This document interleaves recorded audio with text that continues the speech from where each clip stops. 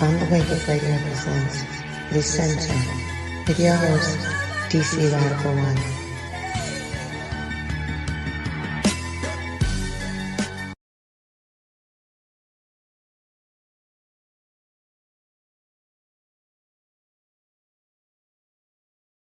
Thank you.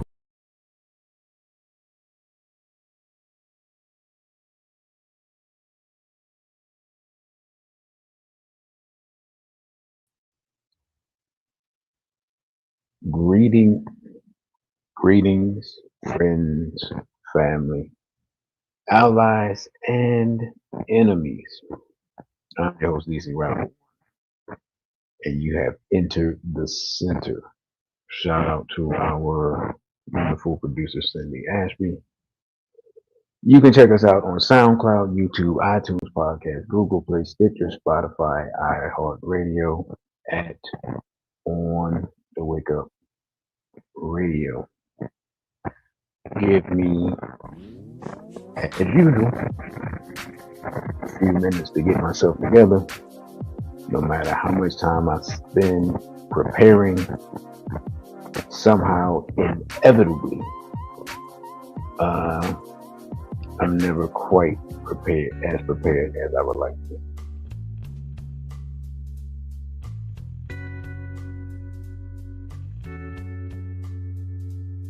Try to get ourselves together. Alright. I'm gonna try to get my music together. If everything else. If you're in the chat, if you're in here watching already, just do me a favor. Comment that you are here so I can shout you out as we get started. And tonight's discussion is has Mr. Trump, has he kept his pledge of America first, or just was that a lot of talk and other people being prioritized? And of course, the ongoing government shutdown, made me think about this. Because, being here in DC, you see it and you feel it more than other places, right? Depending on where you are. Right? You go in certain places and you're like, oh yeah, that's that's still close. Like, for example,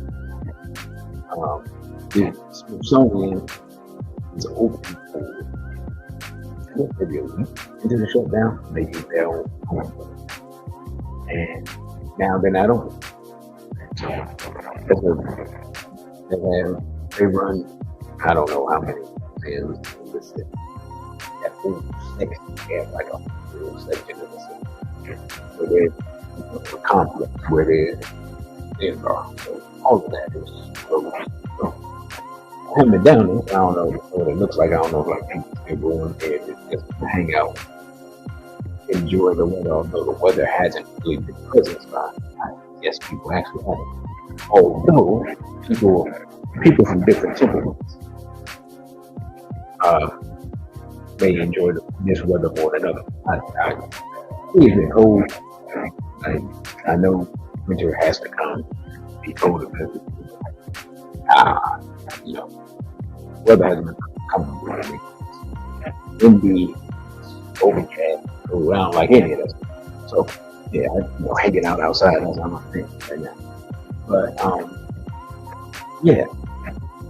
now talking about food stamps in certain states have been shut down as of last week. I didn't realize until this week. National parks and stuff that people go to, or people planning in advance. We just have people planning in advance to come to DC. We see the cold.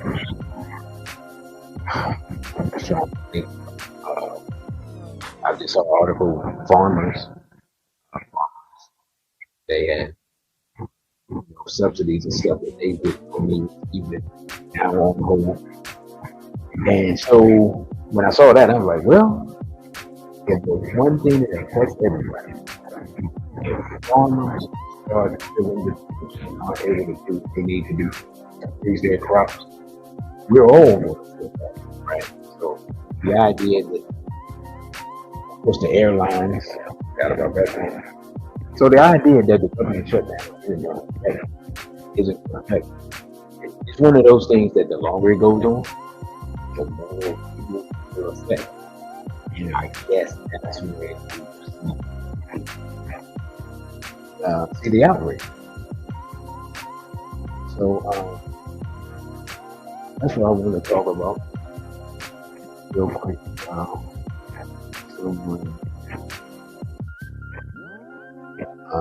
Someone sends me a message. It's always interesting that a lot of times when I come on this program, which is now only 2 days a week.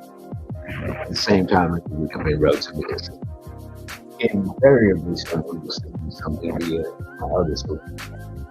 You know what I'm saying? It's so it happens so much that it's funny at this point. So what I want to do is, and you go, some people might say, well, why do you bring up for the shutdown when this is a congressional issue? Well, ultimately, as they say, the snake goes up here. I mean, ultimately, he's in charge. He can make his, not his constituency, but his party, he can force them to make an agreement. But Trump has chosen not to do that.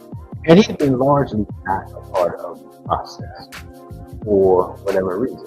And he has other things that he deems more important. They're cool. You know what I'm saying? Me as the president, and the country doesn't see fit. The question becomes, or the question is that an America First policy? Because, as I think I covered last year, and I think that video is still up, Israel's still getting their money. Israel's money doesn't stop. Israel, they have free health care. Israel has, they just have a lot of things that come directly from the coffers of the United States, a lot of benefits for their country. Their entire security apparatus. People talk about housing security. One of the most secure countries on earth, and so forth and so on. Well, that is largely on the dime of the United States, and that money is not stopping. So while people face food insecurity and the food, the SNAP program stopped in its tracks, and farmers are having difficulties, and so forth and so on. All that's taking place, right? All that's taking place. Israel gets their money. And my question is that America first, right? While all that's taking place, Mr. Trump is sending people to try to overthrow Venezuela, while claiming that the Venezuela president is some type of person. Now let's be clear. Those of us who are over a certain age, we know that the drugs coming to America are stealing from Colombia and have traditionally come from Nicaragua and then some other places in South America. Venezuela is not one of those places. Has Mr. Trump brought any evidence? People that they're blowing up and put this into game.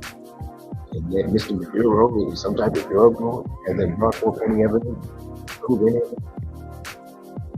Absolutely not. Right? So what's the reason? Right. What's the reason why you would be, without question, millions of dollars? What's the reason why you would send the CIA and then announce you to the CIA while to do operations in violation of Venezuela's sovereignty? Like Venezuela is threatening to from Libya. What's behind it? Is a question I have. I mean, I suspect. I don't. I don't know for sure. I know this. The whole drug handle. Nobody believes it. Nobody. Like, unless you just like extremely young and naive, don't know any better. What's the real angle? Right? So, as I wait for more people to come in, I'm just gonna get started. And this looks like this will be one of those shows that won't last long. So we not getting leadership despite so we do what we do, regardless of who is here and who is not. So let's start with our first part. And we're here. Is we absolutely need him. Some in GOP said time to say it. It's time for Trump to get involved in shutdown costs. Even as leaders, we love ID. There's a picture of Mr. Trump with Senate Majority Leader John Thune from actually from yesterday, a Rose Garden. All right, let's get into the article. It says Republican leaders have stuck to a spiritual position in their standoff with Democrats over government funding. No negotiations until the shutdown ends. Let's start right here. This is the dumbest thing in the world and is sure to extend the shutdown. How can you, if they say, if the Democrats, whether you agree with it or not, if they say that their only leverage is to continue to shut down, so they're going to continue to shut down because that's the leverage, right? Because they want to extend the Obama. If that's their only leverage, how can you then say that you won't negotiate until the shutdown ends? That doesn't make no sense. So I now just see understanding these two positions, it's easy to see why nothing has been done. Right? Now, it's all well and good if you don't work for the government or you're not a government contractor, because that's another thing that people don't understand, especially people that don't live in this area. If you live in this area, you understand how this works. I'm going to give an example of how the shutdown can affect people who don't actually work for the government. So, let's check it out. Let's say you work for, or let's say you own a restaurant in the downtown area where go to work with. Come right during it, right? Like the lunch crowd is a significant portion of your income of your customer, right? These people aren't here. We're going on, I guess, 3 weeks. So basically, all of our we missing 1/3 of the customers. Because of how slim the margins are for restaurants, you're going to have to, let's say, all right, I'm going to downsize staff. Even if it's temporary, I'm going to downsize staff in 2 weeks because people aren't moving, right? So I can still run. And then let's say that some of those staff leave, they got to go to find another job, right? That shows how people aren't looking for the government. And let's say, God forbid, you're in a building and you eventually go out of business. Now, the people that own that building, they lose income because you're no longer renting that space. So now the business has been affected. People who work for the business have been affected.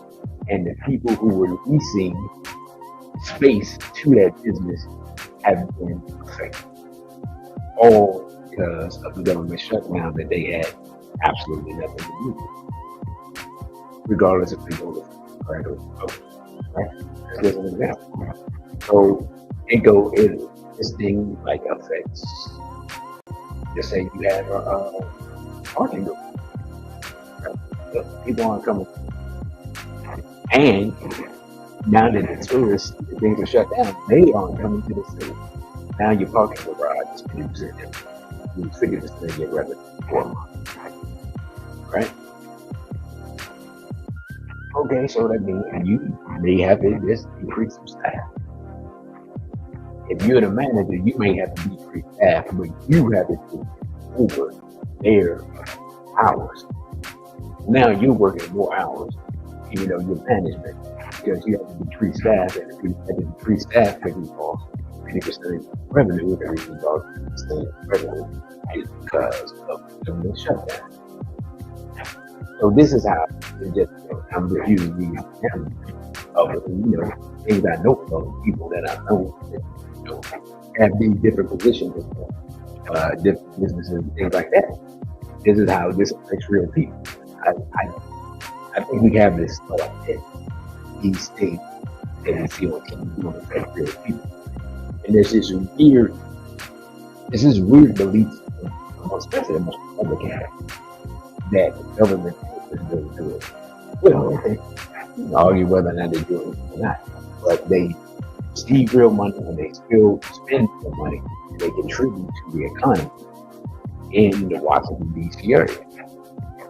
So if you live in Nebraska, you may not care, but I live here. You know what I'm saying? And I do care. And there are a couple of million people that live around this area. And so tangentially, it's going to be affected.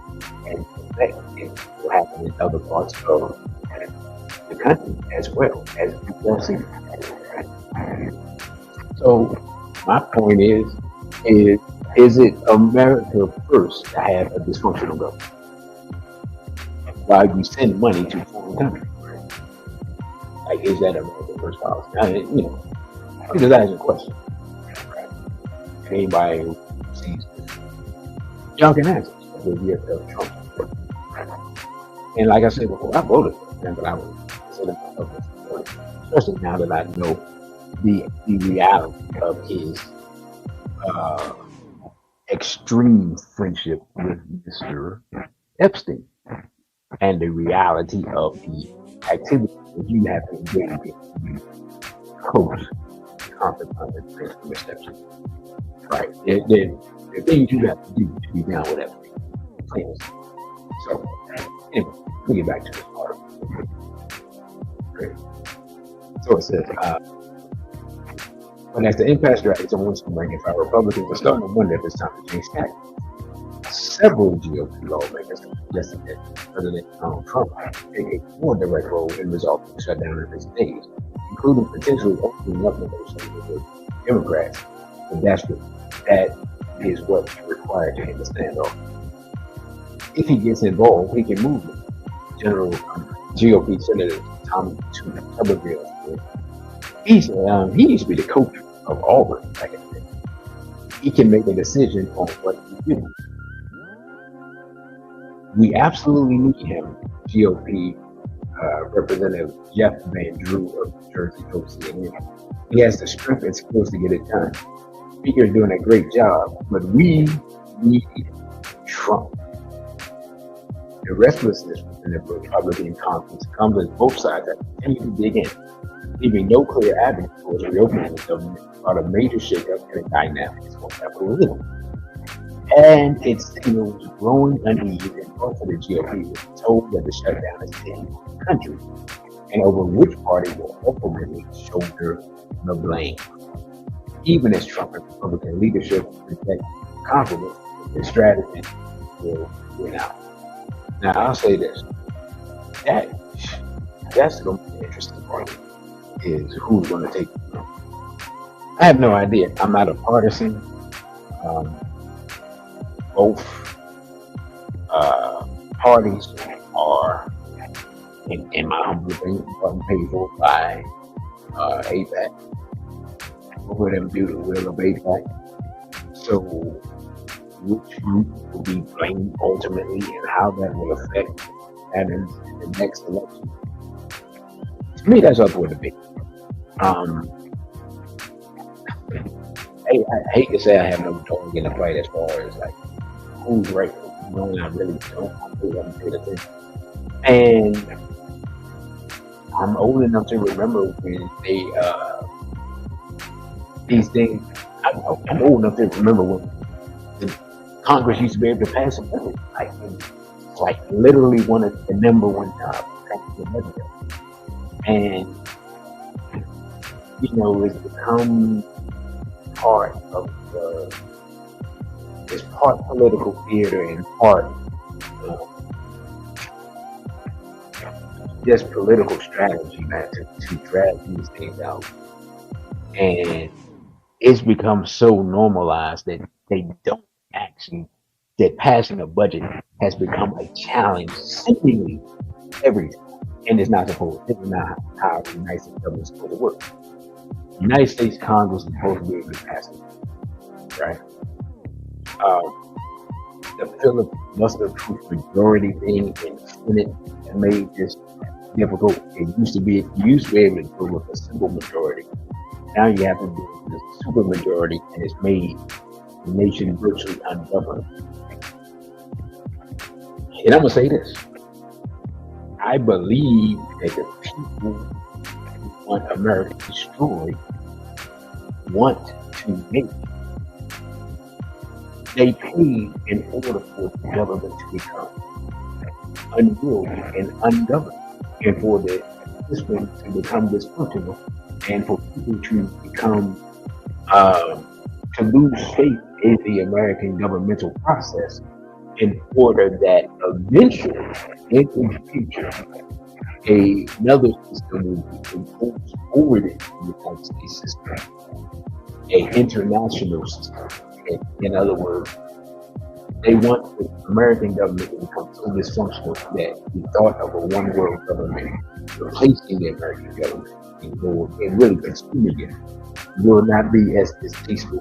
People will not fight against it as much as they would if they saw the government being functional. I believe that's the ultimate goal. And I believe that plays a role in that as far as as well as other things, like that's the job. Make this functional. People will, right? That's a long term perspective. Right? That's why I'm addressing it. It's not that I feel some type of loyalty to America, but I just want to point out the goals that people have that won't be readily apparent. And so when people try to figure out, well, why is this happening, and why isn't anything happening, and why can't they do anything, and why can't they do just basic functional congressional political issues, right? Like these are the things that Congress need to do. Make the budget, pass bills, make laws, improve the country, keep like infrastructure and business and institutions and make up the government, keep them functional at some level. Like literally, that's why people vote for congresspersons, that's why people volunteer for congresspersons, that's why people elect congresspersons, you know what I'm saying, whether it's senators or congress people. That's why those things are done. That's why you send those people here to Washington, D.C. for them to do that. That is it. It's not for them to get rich, which they do. Not for them to have fancy housing, fancy cars, and for them to increase their own pay.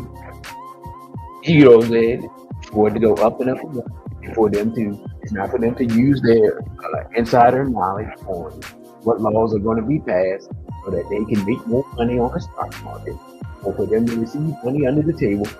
None of those things are what people elect.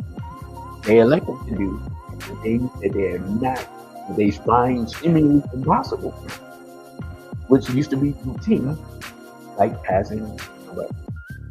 Right now, There was a time when if the Congress could not agree to a budget, last year's budget simply would be, or the government would be funded at last year's level. Now, I heard that the Republicans proposed that, and that the Democrats rejected that. Now, if that is true, if that's the case, if that's happening, then I completely disagree with that. Like, to me, that should be called for the point. Okay, we can agree on it. We can't agree. Right? We can't agree. We're at an impasse. So we're going to fund it at the same level that we funded it. That should be real. And then you go on from there, because unless I'm mistaken in some type of way, if the Obama subsidies or whatever they were, if they were being funded, maybe you want to praise them. If they were being funded, then continue that and then negotiate further from there. That's how I see it. Rather than everything and everyone going over that. Because allegedly that's the only issue. And if that's the only issue that the Democrats have, then I don't see why they wouldn't be available to at least fund the government at the previous level. Now, I don't know when the last time, and I should have looked at it. I don't know when the last time these people actually read an actual complete budget past it, instead of like continuing resolutions and all of this other stuff. A beat between me to Brother Safo. I don't know the last time that Congress actually did the actual work of making and completing a full budget, passing it into law, and implementing it. I forgot to look that up because it's seemingly they always continue a solution that it seems like everything is going peace. It has been for a while. Like the government hasn't been functioning for a long time. And as I said before, probably before Brother Safo came in, there's a reason for that. Like I truly, once I thought about it, I was like, well, this doesn't really make sense. It's what they're arguing over is small, and yet nothing is functioning. And then once he said, I'm coming in muffled. Oh, that is. Hopefully, my mic is. Thank you, bro. Thank you for letting me know that. Because let me see. Let me check my mic. My volume. All right. Maybe it's me. Hopefully, I need to check. Otherwise, I need a new mic. And not what I want to hear. Oh.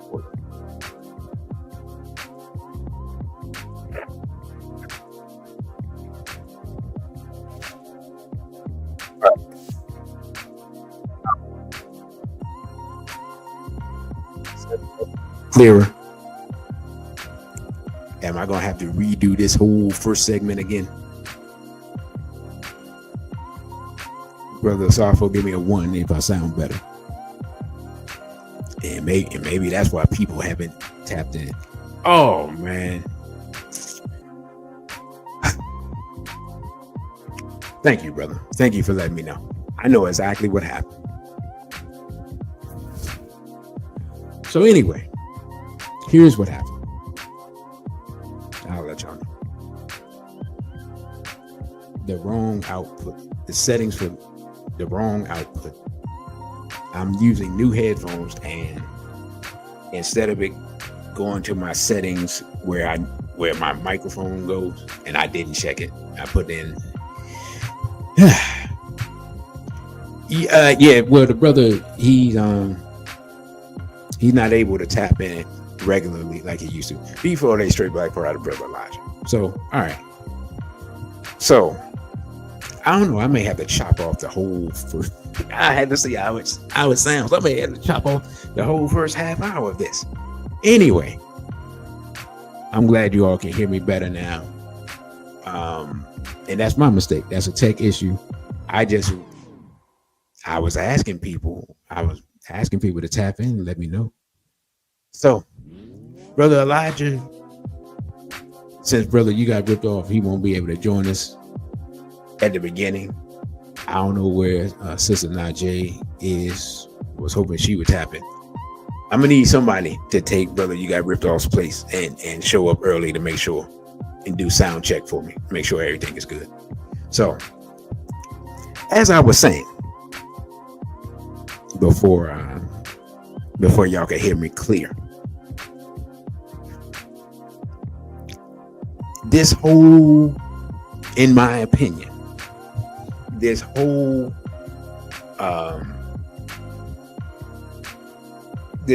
process of the shutdown isn't as accidental as it appears, and it's not as much incompetence as it appears. I believe, because this used to be, passing a budget used to be a routine thing. I just said that. And now it becomes just a monumental task every year, seemingly. And for years now, like not just now, like for years. And I believe that there are influences over the government, over both parties, that make this thing more difficult than it has to be. And the ultimate goal, which has been stated previously, right? The ultimate goal by some people is to make people, in essence, lose faith in the government. Now, for whatever reason, and I just think it's weird, people who tend to be Republicans very much have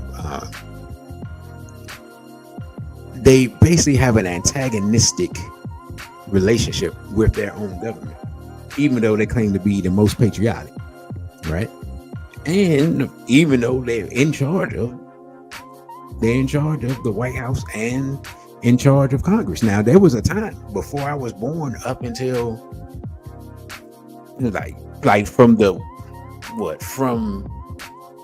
World War II until I was like 15 or something like that. You know what I'm saying? So like for like 50 years, Congress was Democratic. And Republican people still had more faith in the government then than they have in it now, and they're in charge. They're in charge of the government. It's the weirdest thing, but I do not think it's an accident. I think people are paid to make the government dysfunctional in order for people to lose faith in the government, so a new system can be implemented over the American government and people will be more receptive to it. It's the long play, right? The money that comes into the government from outside forces, especially outside of the country. If you understand what I'm saying, you understand who sends money to politicians that are outside of the country, right? I won't have to explain it. The dual citizens who pay our politicians through organizations like APAC. Their goal, is to make this thing dysfunctional so that people lose faith in it, so that they can thus then replace it. That's the long-term goal. It's been stated long ago in writing.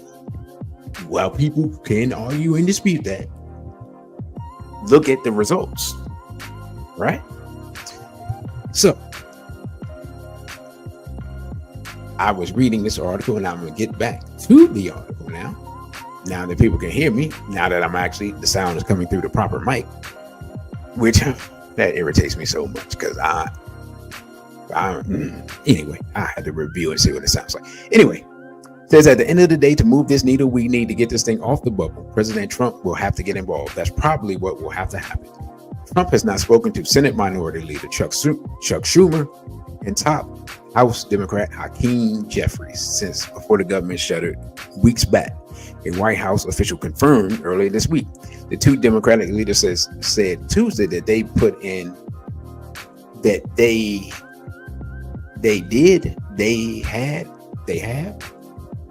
put in a new request for a meeting with the president. Yet so far, Trump has opted to steer clear of the day-to-day maneuvering despite his self-fashioned image as a deal maker. Yeah, thank you. I was about to say that. You know what I'm saying? Tasking House Speaker Mike Johnson and Senate Majority Leader John Thune with managing the shutdown instead. I'm going to just say this.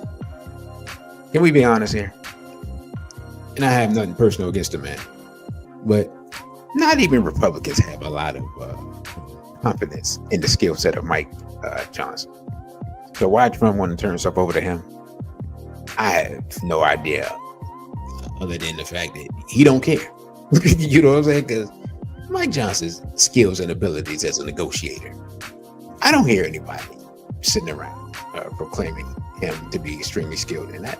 So what are we doing here? I don't know. Says they have so far refused to entertain any negotiations with the Democrats. Okay, what are we doing? Right?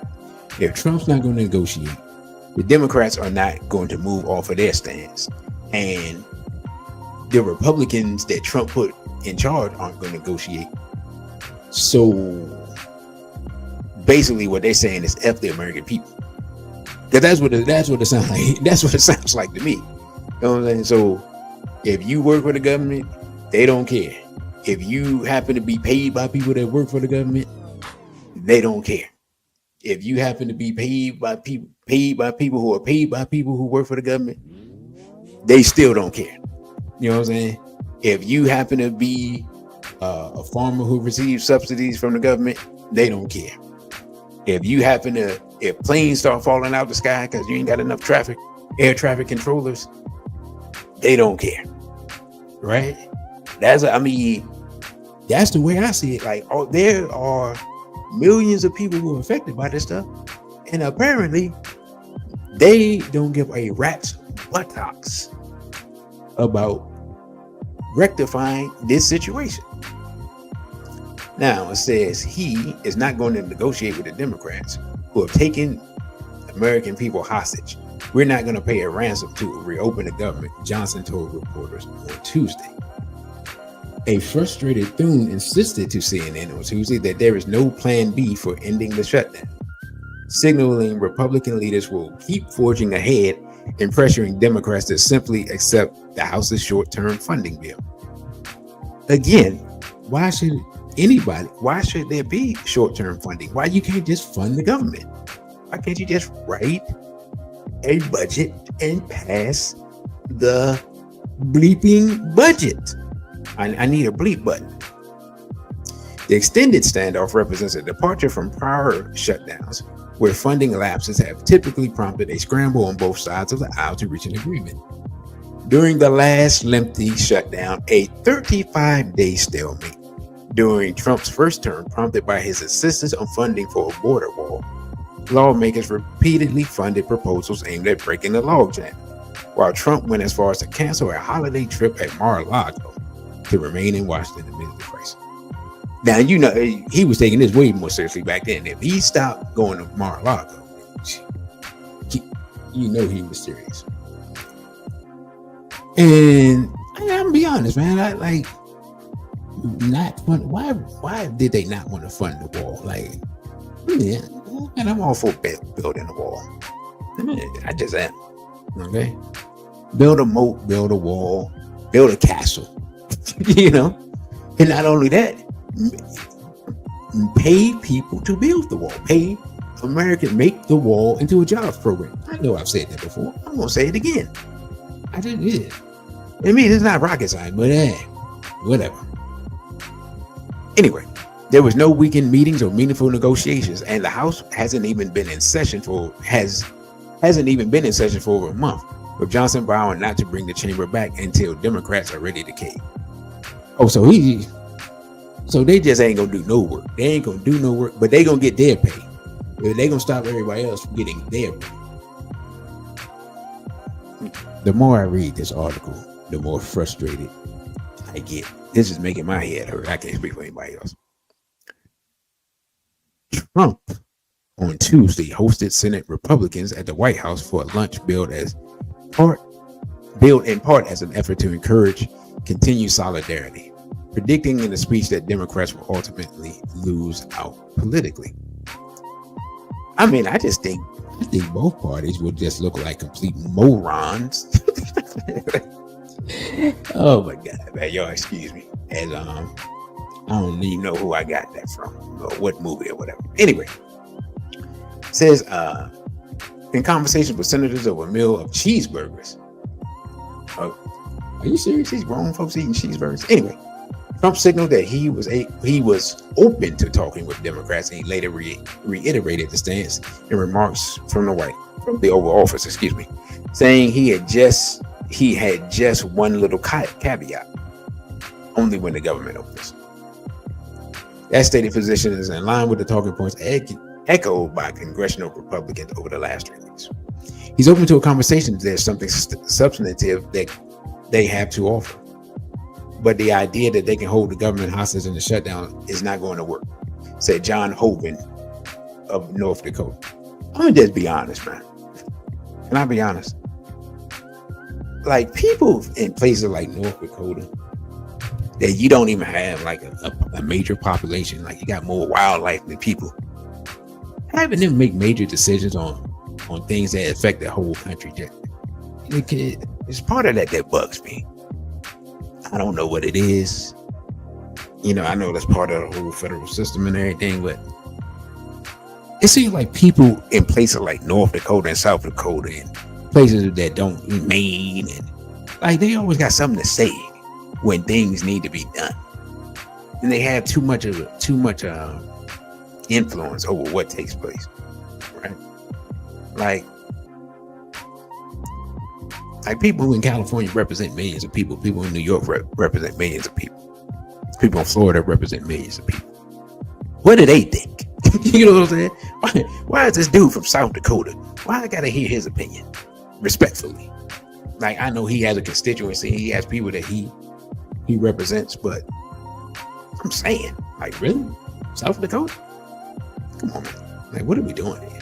Anyway, Trump also touted the opportunity to shut down is provided for him to seize greater authority over the government's vast operations and workforce, which explains why he doesn't care, because that gives him more power, right? Which means that if this shutdown gives Trump more power, then that means it gives more power to the people who control Trump through the leverage that they gained during his years being friends with Epstein. That gives them infinitely more. You see why they don't want this thing to stop? And they fund both sides. Are we beginning to see how this works? Anyway,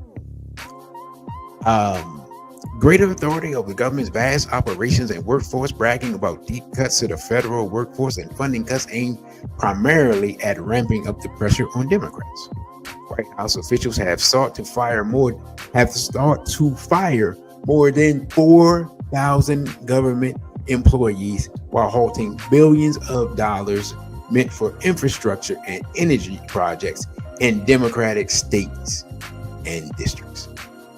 Bruh, this dude is ultra petty.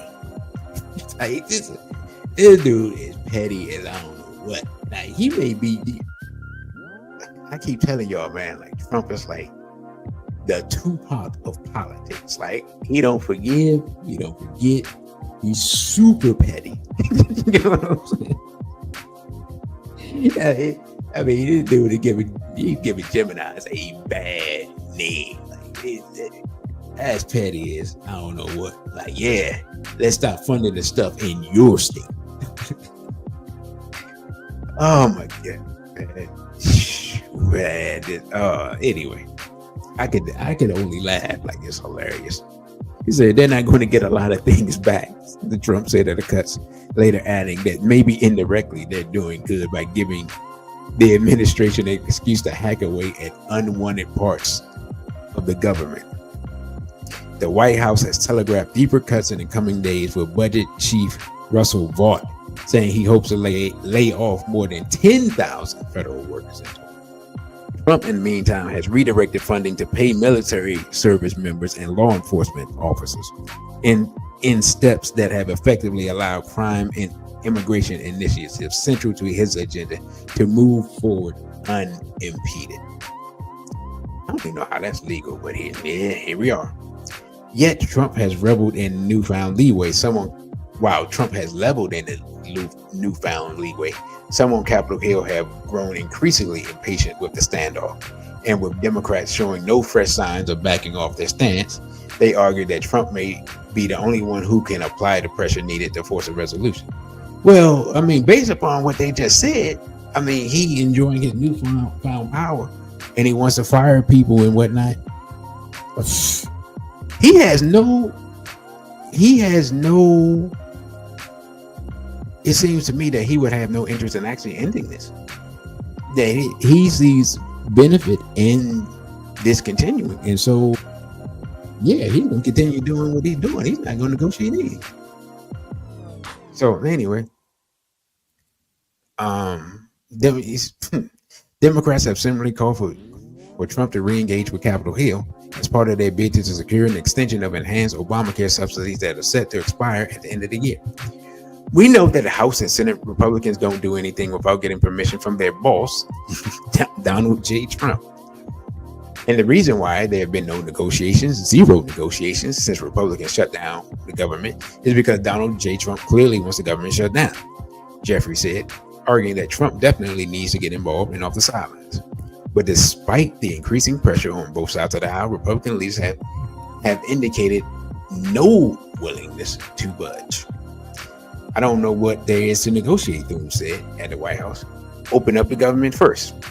Okay, I'm done reading this article, man. This is like talking to children.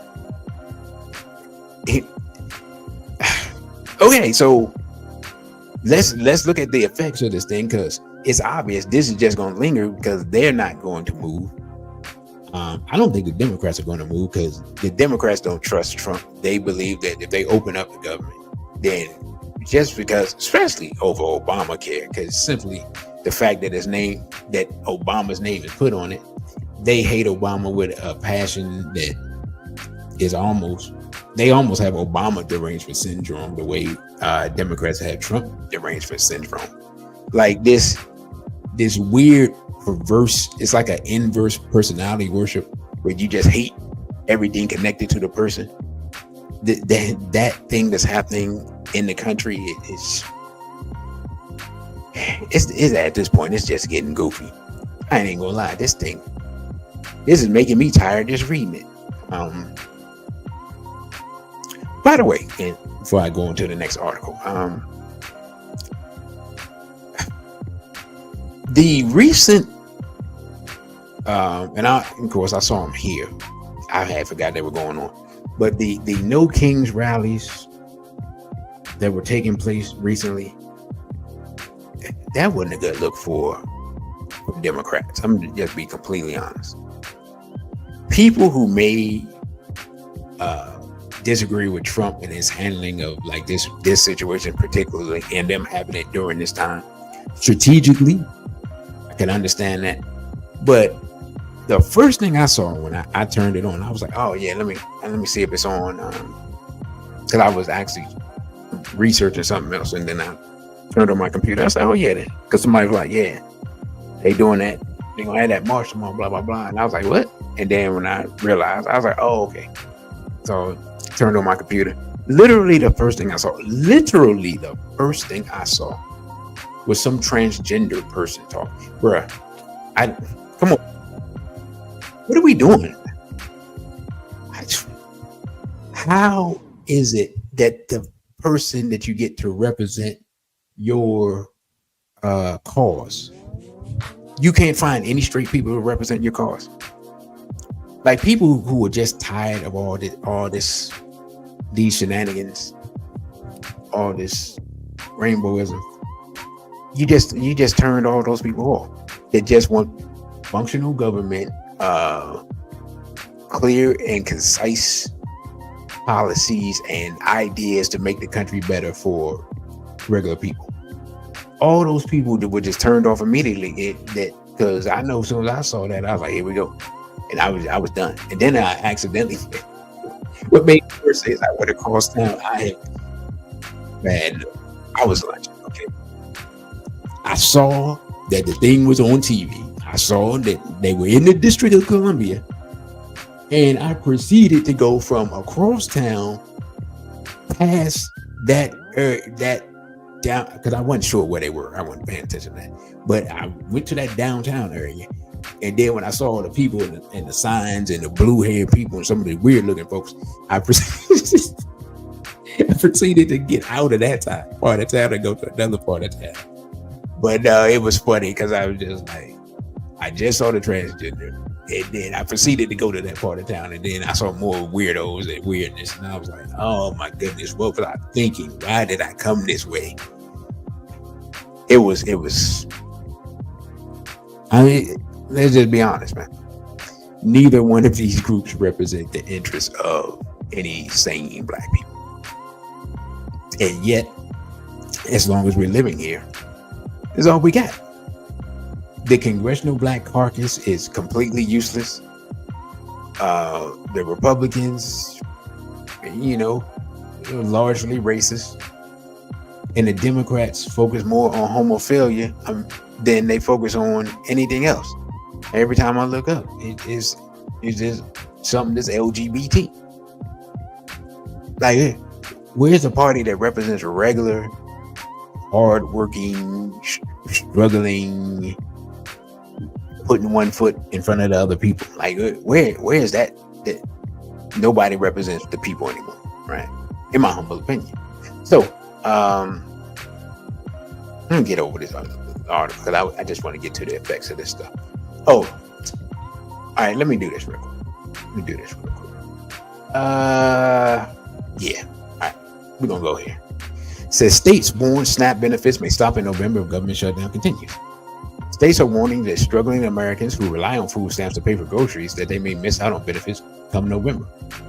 God forbid that this is how crazy things can get. Okay, you work for the government. Technically, now you don't work for the government because people that work for the government not getting paid to, and you're not working. All right, you don't work for the government. Let's say you take another job, right? But your job doesn't pay anywhere near as much. Well, you say, you know what? Let me go apply for food stamps. Except, no, you can't, because the government has shut off the food stamps. So not only have they taken your check, not only are you not going to get paid, but you can't even go get help for the fact that you're not getting paid, because they done turned off your pay and the help.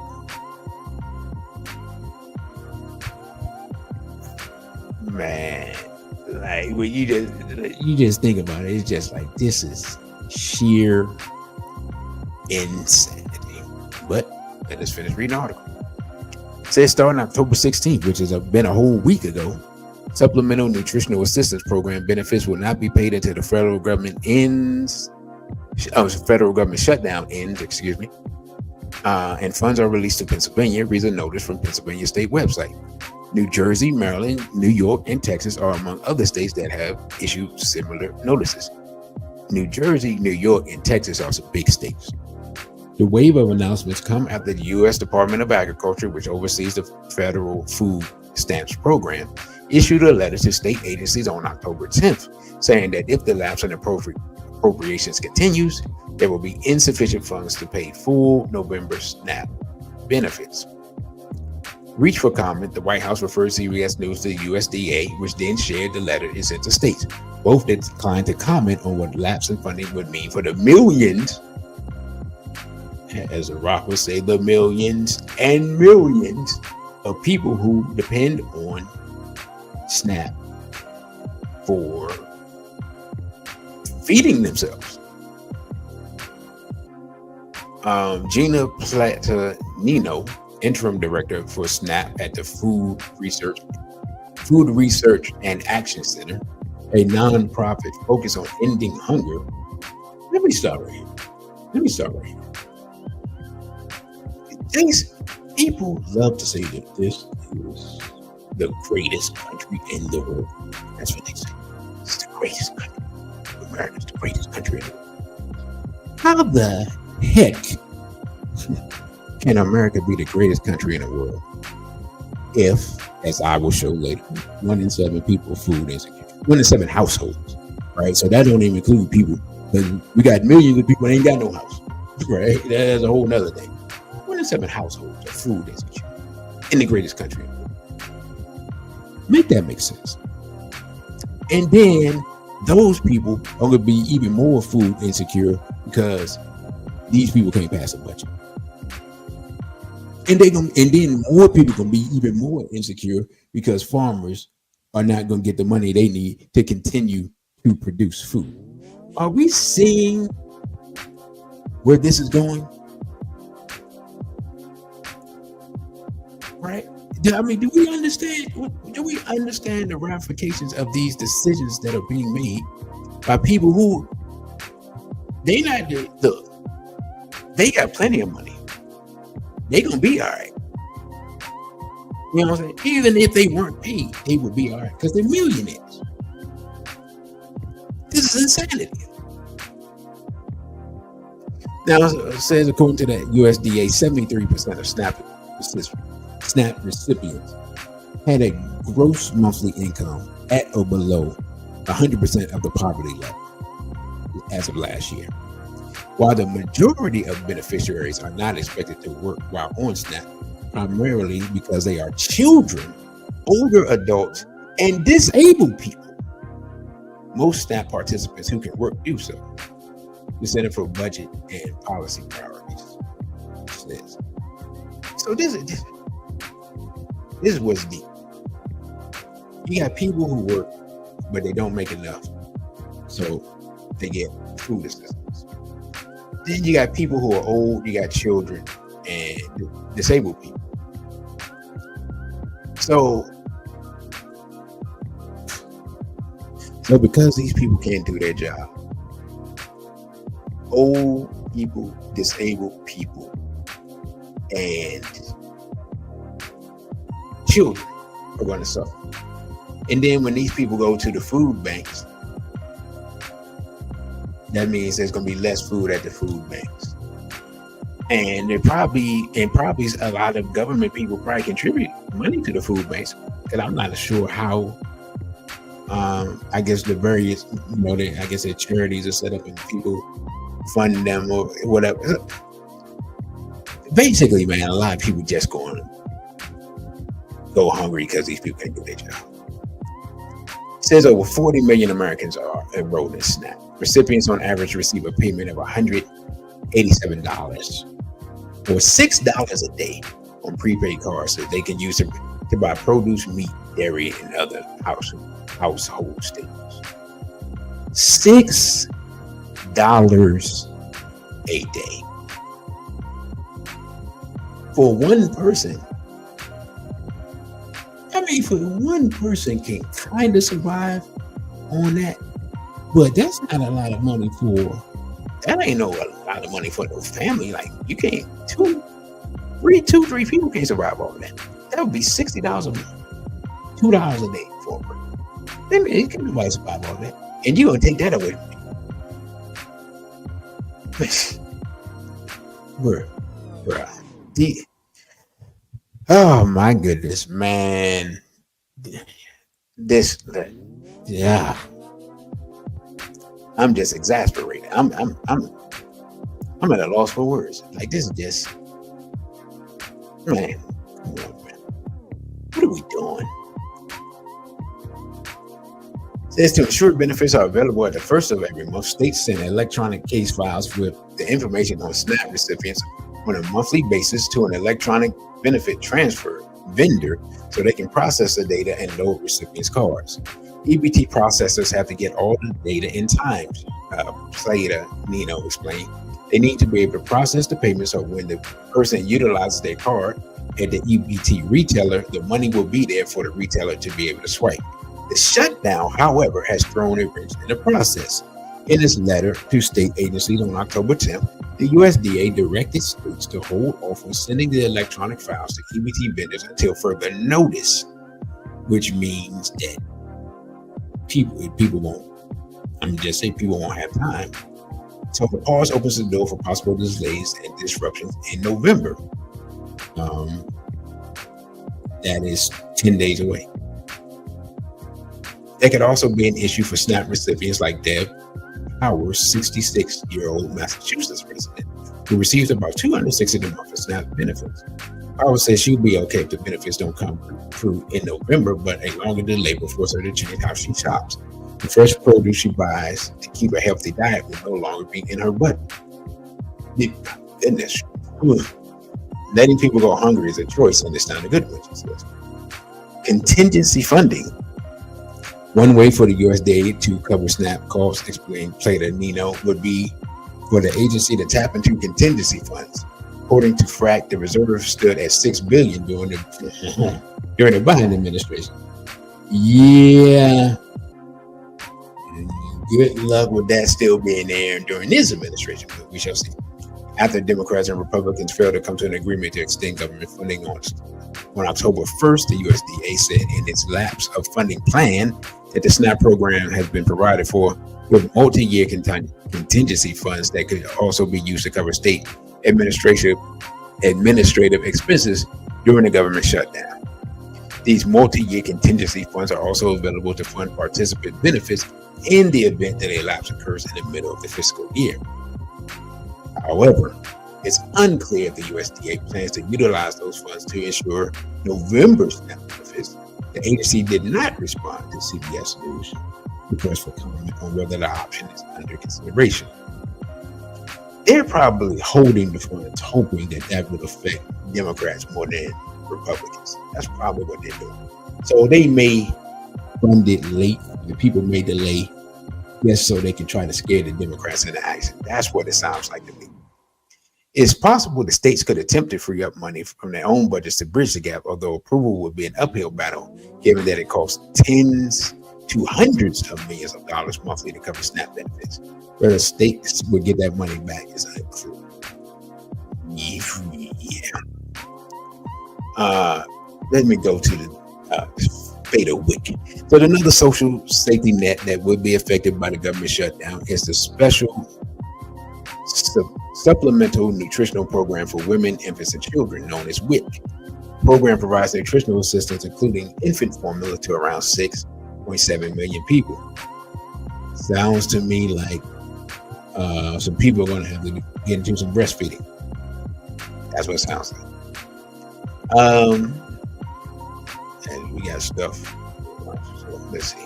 It says the National WIC Association, the nonprofit educational arm for the governmental program, warned Tuesday that millions of families could lose access to WIC as early as November 1st, when certain state agencies are set to run out of funds. The group said the White House provided temporary emergency funds that will stabilize the program through the 31st, but noted those funds are rapidly depleting. To keep the program running for the first 2 weeks of November, an additional $300 million is needed. Without additional funding, state WIC agencies may be forced to take drastic measures to prevent families from accessing these services they need, and that's women and children. So basically, all of this is mostly, not completely, but affects women, children, and old people. So women, children, and old people are getting the shaft, right? Now, let me go to this real quick. Just food insecurity. The numbers, the numbers were, it said it basically affected 17.9% of households in 2023, of households with children in 2023. So that's it's almost 1 in 5, right? Households with children were affected with food insecurity. And these are the people who would be most affected by SNAP and WIC being affected. So according to this, nearly 15 million people lived in food insecure households in 2023. So 50 million people already struggling and now going to have their food possibly cut back because these people can't make a budget. I just wanted to show the numbers. That's real people. 50 million people is a lot of people. Like, I don't know why we acting like this thing don't affect nobody. Now let's get to the farmers. It says from fields to fridges, how the government shutdown is impacting farmers. And then I will, after this, I'll take a break and drop some advertisements. Says the ongoing government shutdowns causing uncertainty for farmers, freezing critical aid and potentially leading to volatile food prices at the grocery store. And just like that, everybody is affected because everybody has to eat and everybody buys or eats groceries, even if you don't buy them, you eat them, right? Well, let's get into it. Says the government shutdown is causing uncertainty for farmers across the United States as critical aid is frozen and food prices at grocery stores face volatility. Wisconsin dairy farmer and president of the Wisconsin Farmers Union, Darren Von Ruden, said the biggest thing is the uncertainty, really not knowing what's going to happen. This year, tariffs have closed markets and rising costs are cutting into profits. The farm aid meant to ease the pressure, now frozen. So you got tariffs, goodness gracious. You got tariffs, closing markets, costs going up, and aid being frozen. And all of that affects us unless you somehow don't eat food. Secretary Brooke Rollins from the Department of Agriculture explained, with the shutdown, that aid has been frozen. But that is based on the 2023 and 2024 farm losses. This is not based on the current loss that's happening. Despite President Trump's assurance that tariff revenue will be provided to provide aid to farmers, the White House has stated that more than $15 billion in farm aid has already been distributed, calling Trump the most pro-farmer president of our lifetime. Man, this dude needs hyperbolic statements, man. Come on, man. Anyway, it's not just aid on hold during the shutdown, though. Field offices that process farm loans are closed, and market data that helps set prices is not being released. Ron Ruden noted, when those reports don't come out, that causes some friction, which always seems to lower prices paid to the farmers. So he's saying that they don't get that information, the farmers get the shaft. Now, Dr. Patrick Westhoff of the University of Missouri said the immediate impact on grocery prices will likely be limited, but warned that missing market data could distort prices in the short term. And if farmers are forced out of business, consumers could eventually see higher costs in the long run. Markets don't like uncertainty, Dr. Westhoff said. And when neither dollars nor the information is flowing right now, that's a huge problem for the sector. Von Ruden also shared a message for the administration saying, you need to let farmers do what we know best and make sure that we're protected financially so that we can continue to do that. Trump is set to travel to Asia this week to press China for a new trade deal after Beijing reduced its purchase of American soybeans in response to U.S. tariffs. Regarding SNAP benefits, the USDA has indicated that they are funded through the end of October, but the funding remains uncertain. The agency has advised states not to send files that would load November benefits, which would result in millions losing access if the shutdown continues. Some states may attempt to fill the gap temporarily, but sustaining the roughly $8 billion monthly cost would be challenging, to say the least. In terms of negotiations between China and the U.S., Trump expressed optimism, expecting a fantastic trade deal with China. However, this confidence comes amid escalating tensions, with Beijing restricting exports of rare earth minerals and the U.S. threatening to raise tariffs to 157% if no deal is reached by November 1st. Well, ladies and gentlemen, buckle up, because it's going to be a bumpy ride. So what I'm going to do, take a minute to pause. We'll play the Lost Tapes clip and another advertisement, and then we'll come back and close out the show. So, pause, load it up.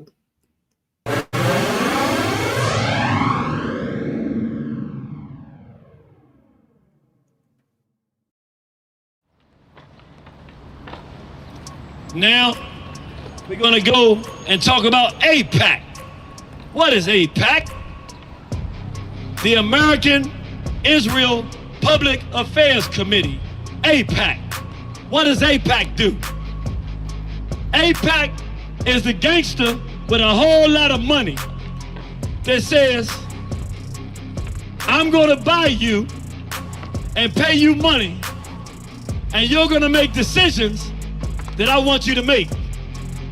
You're gonna do as I tell you, because I got my hands in your pockets. And they attached to people like Jeffrey Epstein, who take videos of the people that are supposed to be our representatives, and as they take those videos, they hold them hostage and say, vote as I tell you to vote. Do as I tell you to do. I didn't even, the concept. I saw Naeem Akbar talking that black talk he gave, and I was out there telling everybody, yo, this dude gay. You remember back in the 90s, people hated me. Oh, this dude gay, man, we can't do this. You can't be up there talking black and be gay too. I was like, okay, he out the way, no, we're not doing this. I'm saying this because I did not imagine a time, little old me from Southeast, where if they tell us to take a jab, stick ourselves, I'm gonna be the only one that wanna say something.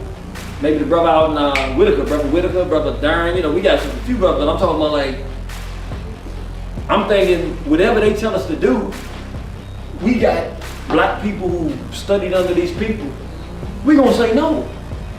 Or we gonna at least wanna investigate. I'm thinking it'll always be that way.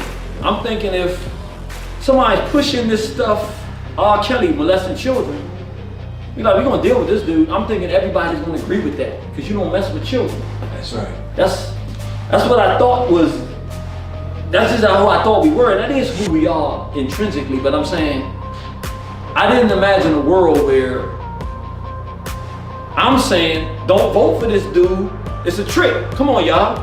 He's a mulatto who didn't grow up around black people. He a gay dude.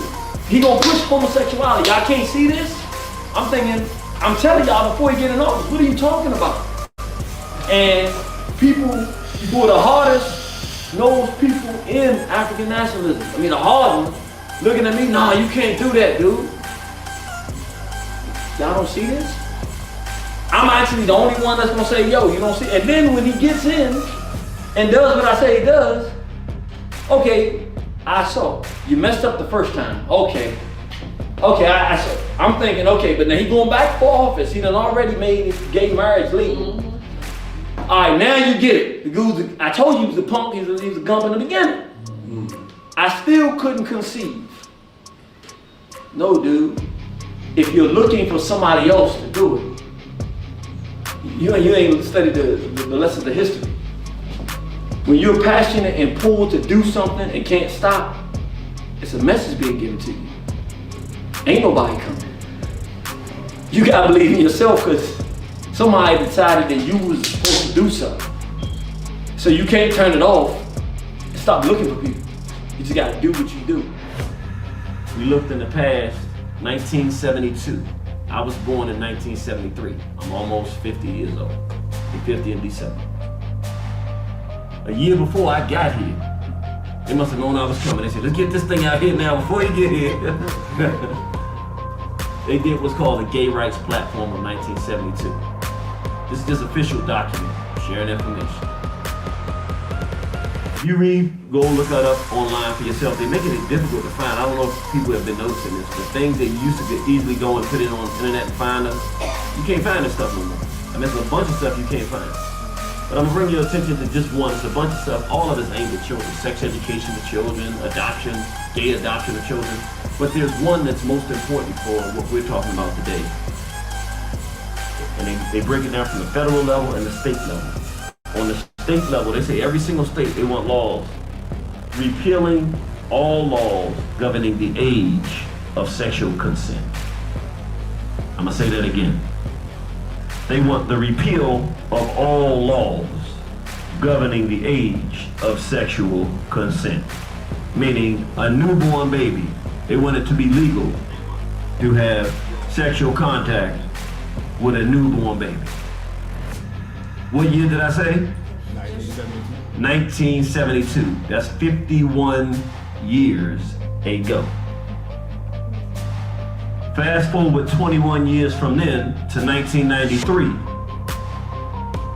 In the interest of producing that result, they had right downtown, 30 minutes, not even 30 minutes if there's no traffic, go right up here East Capitol, all the way up the road, you run right into it.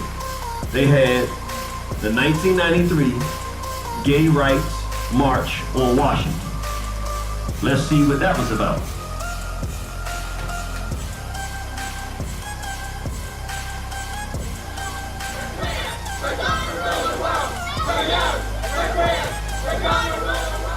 Check one. Did y'all hear what they just said? Do I need to play that again? He said, don't play it again. He said, no, thank you. All right, I want to do this again. They said, we're young, we're queer. We're going to do what? We're going to rule the world. Now remember, 21 years before that, what did they say that they wanted for children? Repeal all laws governing the age of sexual consent. They want to have sex with children and make it totally legalized. 21 years after they said that, they said, we're young, we're queer, we're going to rule the world. That was in 93. This is 30 years after that. So they've had 30 years to say, we're queer, we're going to rule the world, which at that point they said, we haven't gotten to the point where we rule the world, because if they did, they wouldn't be saying that. They would say, we're young, we're queer, and we rule the world. They didn't say that. We're young, we're queer, we're going to rule the world and have it our way.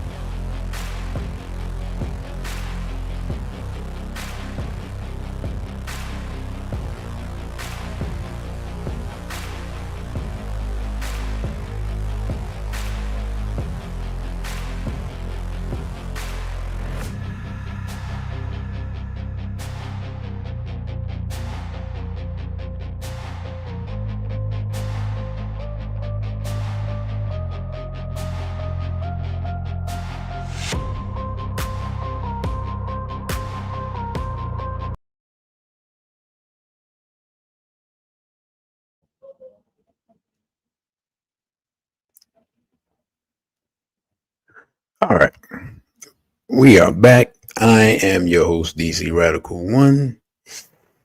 And you have entered this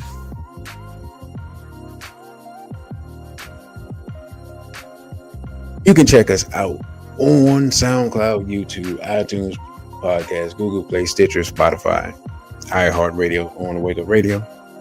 You can go to onthewakeupradio.com. That's onthewakeupradio.com to hear old shows. Sometimes she just plays old shows of the center, which I greatly thank her for.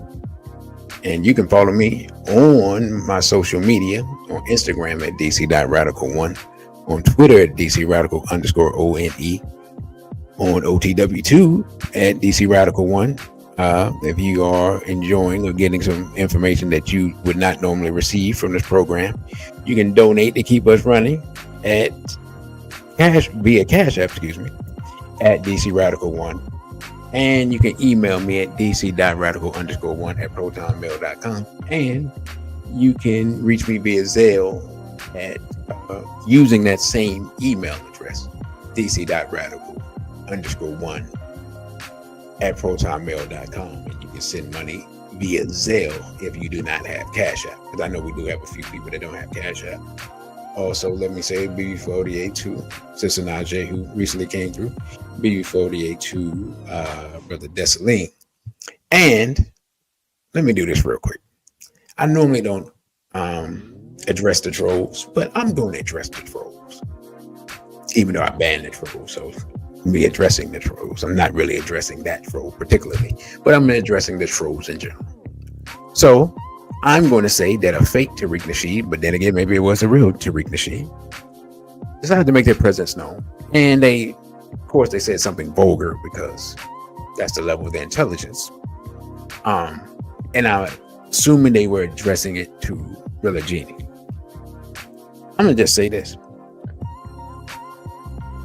I'm just going to say that from my vantage point,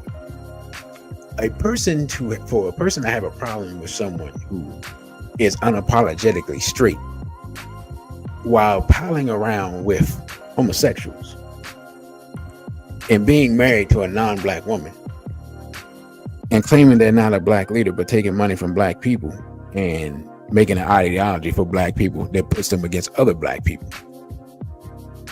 If that's not agent behavior, I don't know what is. Because without a doubt, our enemies are using homosexuality and the propagation of homosexuality as a weapon of war against us. Right? And they've also used miscegenation as a weapon of war against us and have been for thousands of years. And so for someone to claim to be some type of pro-black, but to be for miscegenation and homosexuality and against the people who are against miscegenation and homosexuality means that if they're not an agent, they're a fool. But from my vantage point, they're a traitor to their race. B48 straight like to raw eye to right. So I just had to get that off my chest. Now, let us continue with the discussion. So for those of you all who weren't here, we just finished discussing the shutdown and the effects on regular people. And basically it's one of those things where the stink, the doo-doo is going to roll downhill. So we discussed the issue with SNAP that's upcoming. We discussed how it affects the economy of the area where I'm in Washington, D.C. and surrounding area. And we also discussed how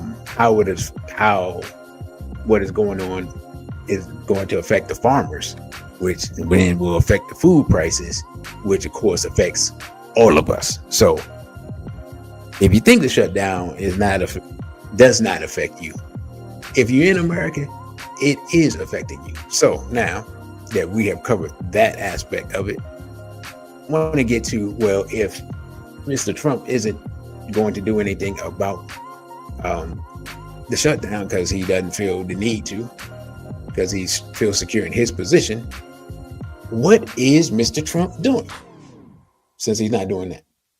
And so here's one of the things that Mr. Trump is doing. Trump's Venezuela operation expands in the dark. So I'm going to use a Tupac line. They can't have, oh man, I know I was going to mess it up. Let me paraphrase. They got money for war, but can't feed the poor. I believe that's how Tupac said it. So I just showed you they can't feed the poor part. And I believe I said it last show, but I'm going to say it this show again. They got $6 billion for Israel. Israel has free healthcare. One of the things that this whole shutdown is allegedly over is extending up the healthcare, Obamacare funding, right? That's supposed to end at the end of the year. So we can't spend no money on that. But we got $6 billion to give to Israel, so they have free healthcare and they have free education and they have their needs funded, right? So they get $6 billion, but you get a government shutdown as an American, and that's supposed to be America first, right? But in addition to that, you got a whole regime change war about to take place. Now, if you're old enough, regime change wars, you know how these things go. And being completely honest, if Mr. Trump continues doing what he's doing, this is probably going to turn into his Libya. But let us read into it. But this is via Axios.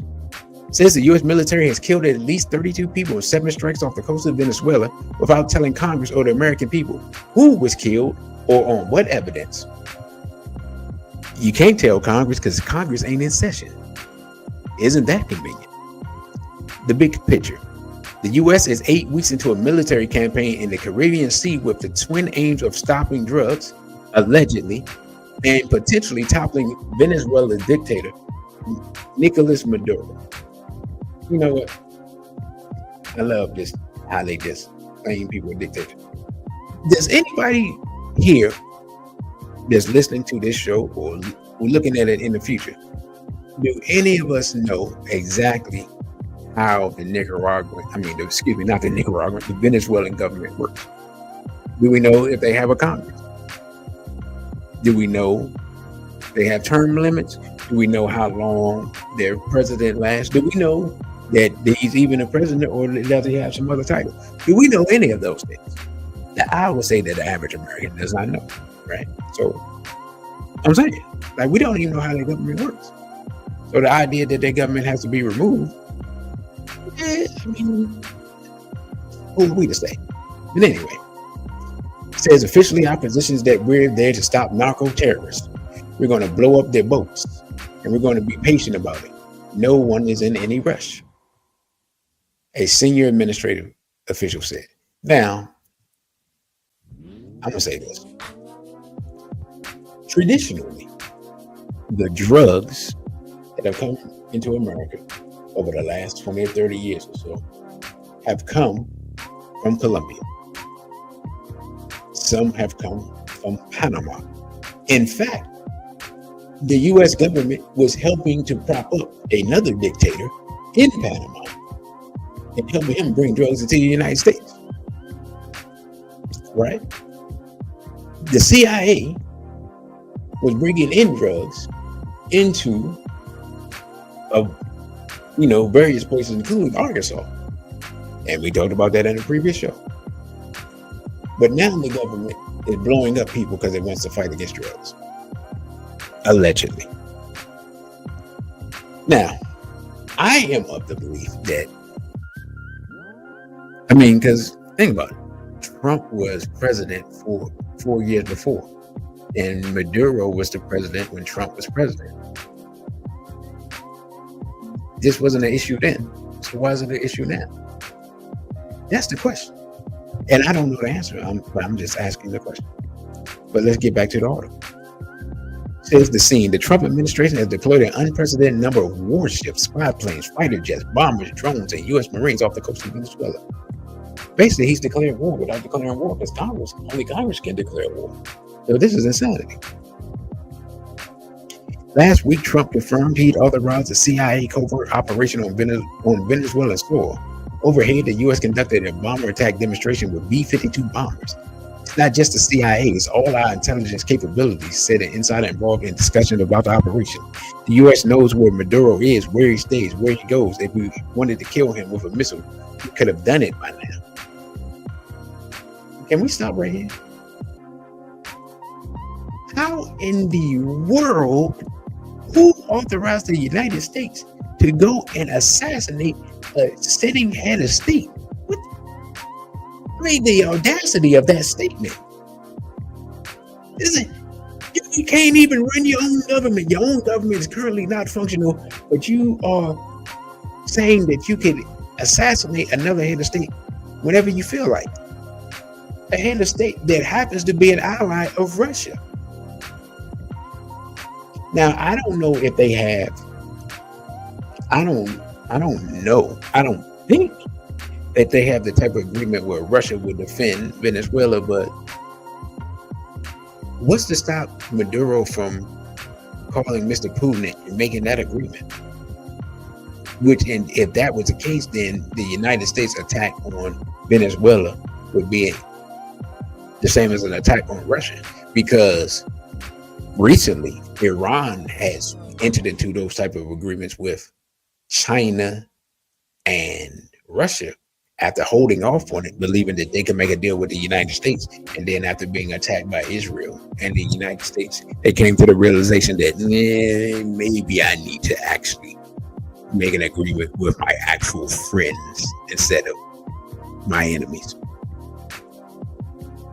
See, this type of behavior, what it's going to do is it's going to drive more and more smaller countries into the arms of China and Russia, because anybody with a memory and a sense of history knows that the United States simply can't be trusted. Like even there are European countries that say that the United States can't be trusted, and those are their friends and allies and cousins. So this, I mean, I'm not sure what the motivation is, other than I believe that there are other forces at play that would like access to the oil reserves of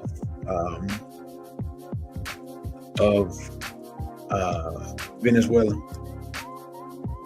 And I wouldn't be surprised that some other resource has been found in that country, making this, thus then them forcing Trump to make this play.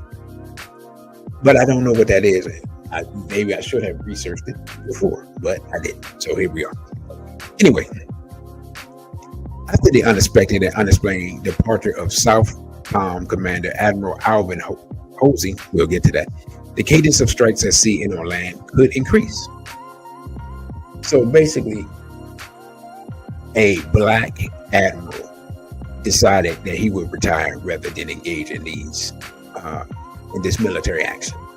And I have an article on that. I'll read that next.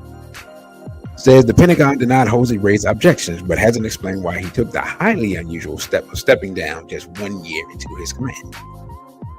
Hosey has reportedly concerned about the legality of the strikes and was moving more cautiously than Secretary of State Pete Hegseth wanted. Pentagon spokesperson Sean Parnell didn't respond to a question about Hosey's departure, but defended the legality of the broader campaign in a statement. Every action taken by the department is deliberate, lawful, and precise. The male narco-terrorists killed in DOW operations were affiliated members of transnational criminal organizations actively transporting illicit material along known trafficking routes in international waters. Okay, what's your documentation for that? Like, what evidence do we have here? I mean, what's going on? Some of the administration considered sending the men of CICOT, a maximum security prison in El Salvador. Wait a minute, hold on, my bad, I missed up. Oh, let me go back. A strike last week on what Trump described as a drug-laden submarine left 2 survivors, apparently the first attack to do so. The Justice Department and White House said authority over the men classified as detainees rested with the Defense Department. If you attack somebody in international waters, anyway, all of this, these are extrajudicial killings. Like, this is insanity. Said some of the administration considered sending the men to CICOT, a maximum security prison in El Salvador, a source said, but it was deemed too problematic. Instead, if it elected them to return to their home countries of Ecuador and Colombia and avoid a messy process concerning their legal status. Beyond a member level briefing earlier this month, at which details were scant, the administration hasn't been any more transparent with Congress than with the public, a congressional aide told Axios. Senator Rand Paul, who led an unsuccessful push to force the administration to seek congressional authority for the strikes, said the U.S. should know someone's name at least before killing them. I'll give Rand Paul credit. These types of things, there are a lot of times where he's like, yo, what in the world is going on? Right? So I give him credit for that. The fact that he said we should know people's names before killing them is wild. So you just blowing up random people and just like and claiming victory. Man, this is insanity. Anyway, you have to accuse them of something. You have to present evidence. So all of these people have been blown up without us knowing, without us knowing their name, without any evidence of a crime. All told me. Adam Smith, the Democrat from Washington, the ranking member of the House Armed Services Committee, said the lack of transparency around who was being targeted and why was unprecedented in his experience. All they've said is that these people are part of a drug running gang and we killed them. And the fact that the Congress people don't know any more than the public. Anyway. Oh, goodness. It says the administration has no plans to offer up any additional information. We complied with our constitutional duties to inform Congress. We will continue to do so. On the other side, a family of a Trinidadian fisherman allegedly killed in one of the strikes denied he had anything to do with any drugs. Colombian President Gustavo Petro accused the U.S. of murder for a September strike that killed a Colombian fisherman whose ship was adrift. Trump announced Sunday that he was cutting aid to Colombia. Man, Paul said 1 in 4 ships the Coast Guard boarded looking for drugs didn't contain any. So a similar error rate could mean that 25% of the people killed would be innocent. I'm done. This fool's out here just randomly killing people, man. And claiming that they're drug smugglers. For reasons that no one knows because he won't even tell Congress what in the world is going on. And people are cheering and clapping this insanity.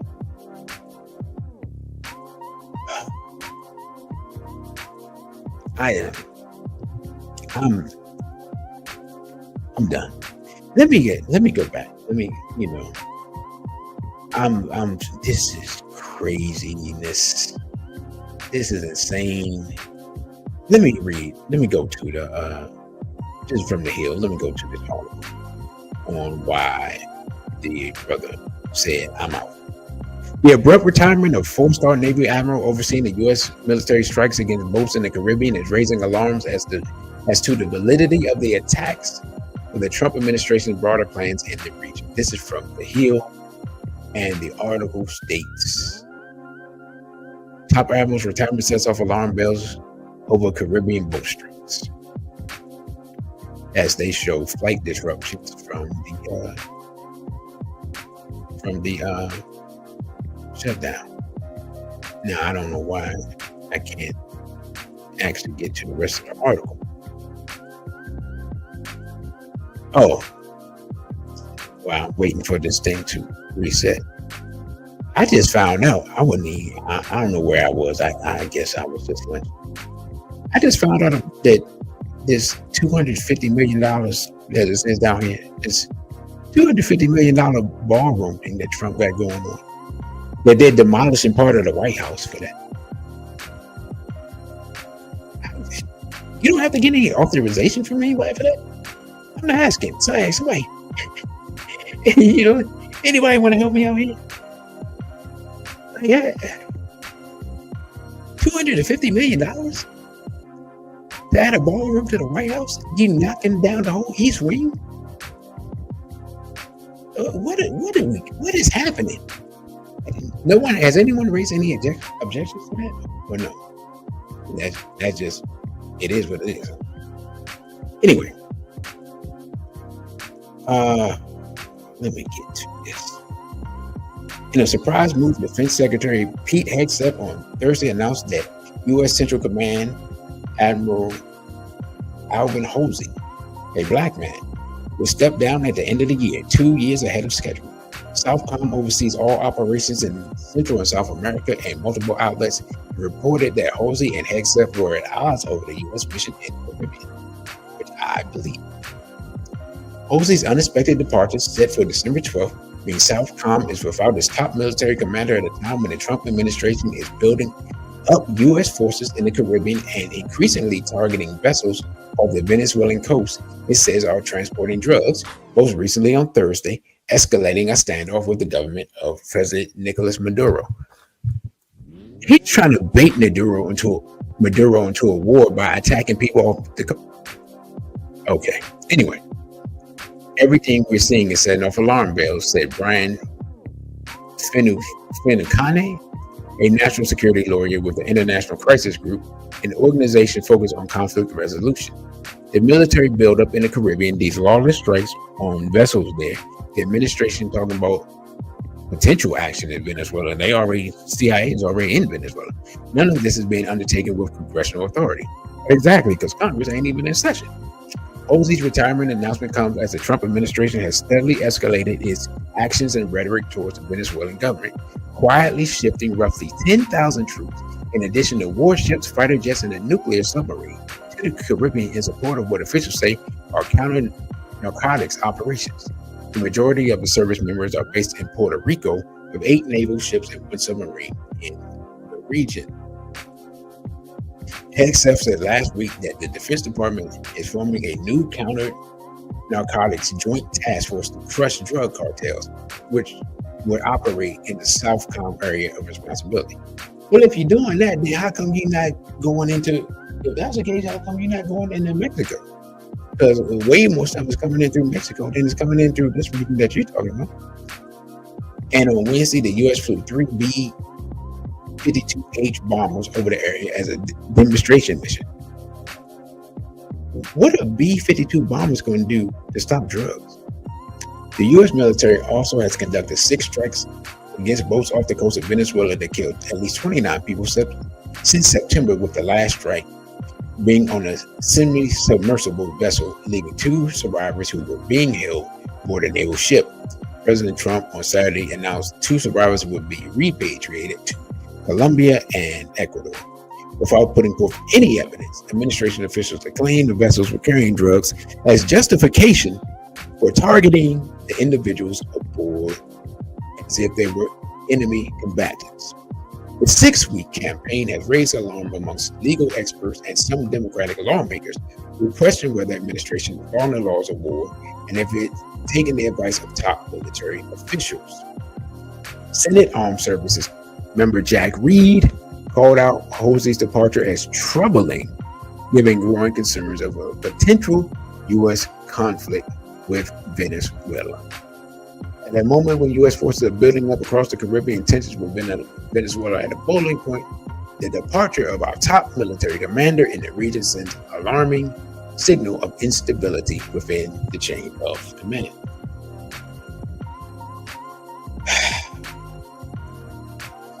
Man, this isn't going to go well.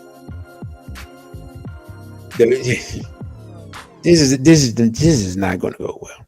This is not going to end well. This is a disaster in the making, and I don't know how anybody co-signs this. Right? So I couldn't download the video talking about Hosey's departure, but salute to that brother for having some integrity. If he had real problems with the legality of the situation and he rolled out because of that, then salute to him for that. That's all I'm gonna say. And I'm gonna do one more article, and then I'm gonna close this out. Let's see. This is from Black Enterprise. It says Black and minority businesses slammed by government shutdown with projected losses of up to $450 million. Now, I hate the Black and minority thing. It's just Black people, right? Now, I have talked about how tenuous our hold on black businesses is and our ability to make businesses and maintain those businesses, and how hard it is to keep those businesses healthy and profitable on a good day. And so we see how this is affecting, now we see how this is affecting black business. And this is articles from less than a week ago. So let's see what this says. It says black and other minority-owned businesses are being slammed by the federal government shutdown, severely hindering their operating ability. Starting on October 1st, the closure is on pace to be one of the longest in U.S. history. A new survey of those firms by the National Minority Supplier Development Council shows that they are being negatively impacted by economic weakness stemming from the shutdown. Simultaneously, the stoppage is projected to bring losses of between 400 and 450 million for minority business enterprises, based on a new calculation by the Creative Investment Research. The overall estimate includes 150 million in contract and payment delays, 125 million in reduced demand for business goods and services, 75 million in staffing reductions, including layoffs, and 50 million for short-term borrowing costs. So basically, like all of the things that I outlined at the beginning of the show that y'all may not have heard because of my technical issues, which were caused by myself and no one else, my own just be honest, incompetence. You know what I'm saying? We're not making sure everything was right inside beforehand. I talked about these issues in general and how the government shutdown affects businesses in the region, and how you don't even have to work for the government to be affected. Like you could be a contractor, as they talked about government contracts, or you could be an employee of a contractor or an employee of a business affected, or even like a restaurant or eatery in the area and things like that. So I talked about all that, and then it documents what I said, but this just focuses on minority businesses. But I was just talking about businesses in the region.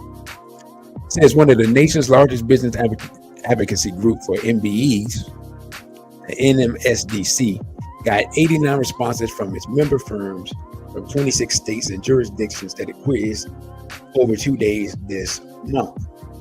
Don Cravens, interim president and CEO of NMSDC, stated by email, the numbers tell a painful truth.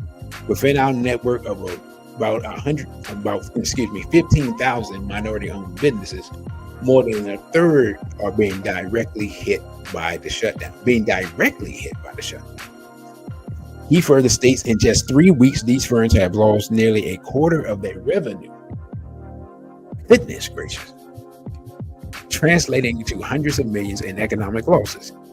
Behind every data point are real entrepreneurs, real employees, and real families. We can't afford to treat minority-owned or small businesses as afterthoughts, as they are essential to America's strength and recovery. The latest survey comes as observers have surmised the shutdown could extend into November as legislators negotiate to end the stalemate. Actually, legislators aren't negotiating to end the stalemate, which is why it's probably going to go on until November. In general, federal government shutdowns are bad news for small business, and those firms with existing contracts with the federal agencies are reportedly hardest hit during the shutdown. Kelly Loeffler, administrator of the U.S. Small Business Association, a vital lender to small businesses, stated the federal agency has halted guaranteeing loans as the government shutdown continues. It has been estimated that 320 small businesses are ceasing to obtain 170 million in SBA guaranteed funding daily during the shutdown. William Michael Cunningham, an economist and owner of Creative Investment Research, shared with Black Enterprise that he believes that the survey responses rate was relatively small because of apprehension many business owners feel about taking a stand on any issue now. Moreover, he declared that the losses are permanent and significant. He says that the survey he helped NMSDC compile shows nearly 1/3 of respondents experienced contract delays, almost 34% experienced payment interruptions, and 37% a steady decrease in services. Operationally, almost 1/3, 32% reported delays, reported delayed projects or deliveries, and about the same amount have had to adjust cash flow for payment schedules. The NMSDC survey included MBs confidentially reporting everything from having 1.6 billion in outstanding accounts receivable tied to government contracts to having to take out business cash advance loans to make payroll. On adjusting, one stated, we have shifted our focus onto state opportunities which are in fiscal spending windows with funding already approved. Another expressed trying to find more private opportunities or using lending funds to purchase clients from competitors who may produce services. Cunningham said, while not every Black or minority firm relies on federal government contracts for revenue generation, many do. Cravens concluded the findings gave us a clear direction. Our members are not asking for charity, they're asking for stronger connections.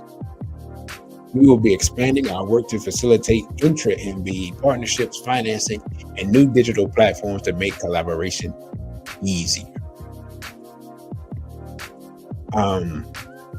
Once again, brothers and sisters, when America catches a cold, Black people catch the flu. So that's one of the things that people hadn't talked about, is how this is affecting Black businesses. And here it is, someone says, all in every hand says richest people in the country use government contracts. Well, government contracts, there are a lot of different levels of businesses that receive government contracts. Trust me when I tell you, the richest people in the country, their money isn't being affected. Just like Israel's money isn't being affected, the defense contractors are the richest people who have government contracts. The defense contractors' money is not going to be affected. It's going to be the small businesses. It's going to be the things that you never heard of. They're the ones who, depending on how long this lasts, they'll probably go out of business, being completely honest, right? Because there are programs in place to funnel government contracts to small business and minority-owned business and Black businesses, right? Because for those who know, that's what Brother here Tay Genie, when he worked for the government, that's what he used to do. He used to he was in charge of getting that funding to Black business. That was one of the jobs he had, right? So he was helping Black people who were in business, helping them get paid via government contracts. So they don't lock out Black owners depending on who's working there, right? So while I'm not a big work within the system person, traditionally, when there were a lot of Black people working for the government in the 80s and 90s and early 2000s, those people looked out for Black people, especially Black people who had Black businesses, right? Now, I can't tell you the state of that now because I didn't work there. I've known people who worked for the government. I've known people who had those positions. But now, I'm sure it's different just based upon the temperature of the country right now. But nonetheless, as we have seen, Black people are suffering. Farmers are suffering. If farmers are suffering, then everybody's going to be suffering sooner or later, right? Poor people are suffering, as usual. You know what I'm saying? Whenever anything happens, poor people are going to get the short end of the stick. Black people are going to get the short end of the stick. And this is where we are, right? Meanwhile, at the same time, Trump is blowing up poor people and Black people, right? If you're blowing up people who are from Trinidad who are fishing, That's a poor black person. I can virtually guarantee you that. And in fact, I don't even know if I have that article. I don't think I have the article with the. I don't have that article with one of the people. I believe they're suing the government because their relative was basically assassinated by Trump. So when I find that article, I'll post it. But with that, brothers and sisters, I think I'm going to end the show here.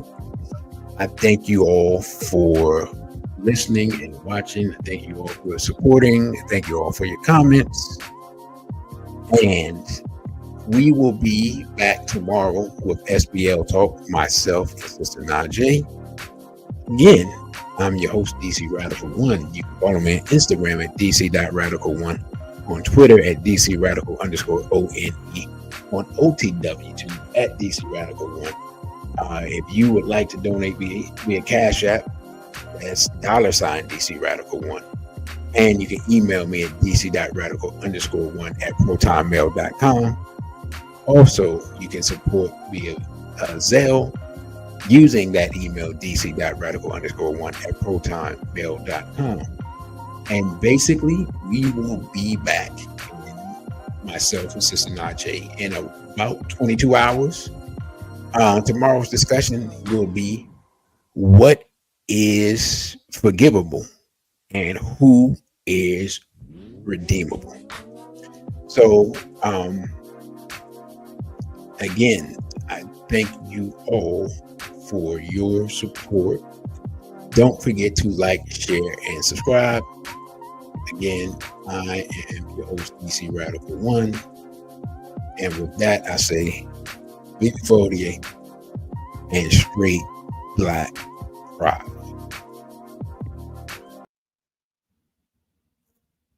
Video, don't forget to like, share, and subscribe.